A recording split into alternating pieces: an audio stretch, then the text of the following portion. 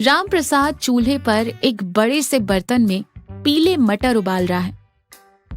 आसपास मसालों के डिब्बे खुले हैं। वो बड़े ही मजेदार अंदाज में हाथ हिलाते हुए मसालों से बातें कर रहा है। अरे ओ जीरे भाई, तुम थोड़ा शांत रहा करो ना।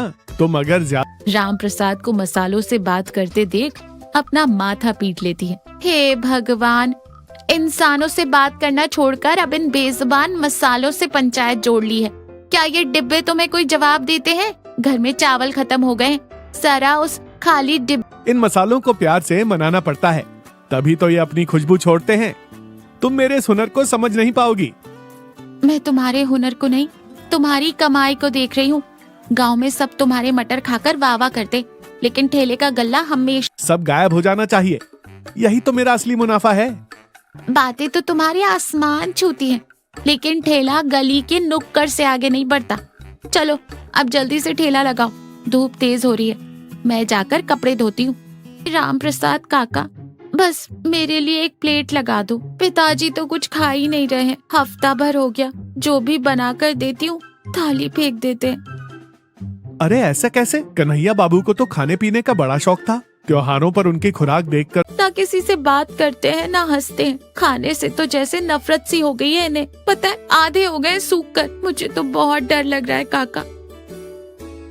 हाय राम, कन्हैया बाबू को ये क्या हो गया? बिटिया, अगर खाने से विरक्ति हो जाए तो समझो इंसान की जिंदगी से। बाहर का खाना देखते ही वो आग बबूला हो जाते हैं। अगर उन्हें पता चला कि मैं ठेले से लाई हूँ तो घर सिर पर उठा लेंगे।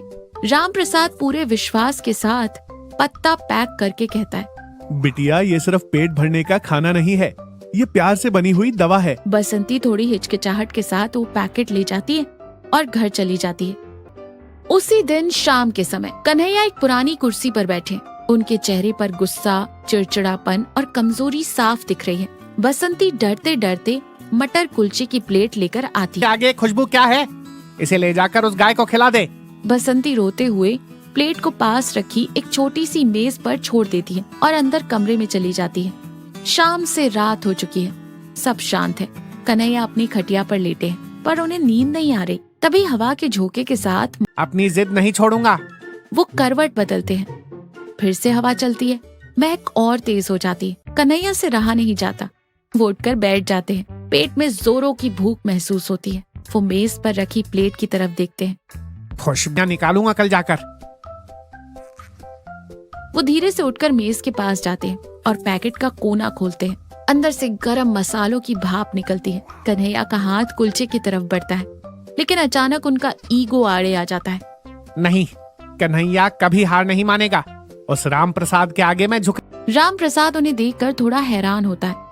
वो हाथ जोड़कर कहता है, प्रणाम बाबूजी। अरे आज सूरज कहाँ से निकल आया? बरसों बाद आप इस तरफ आए हैं। देखिए, ये पीपल का पेड़ भी आपको देखकर पत्तों से तालियां बजा रहा है। अरे बाबूजी, आप भी क्या बात करते हैं? मैं तो बस उबले हुए मटर, थोड़े प्याज, हरी मिर्च और अपनी पत्नी का गुस्सा शांत करने वाला नींबू का रस इस्तेमाल करता हूँ। यही तो मेरे हथियार हैं। झूठ मत बोल।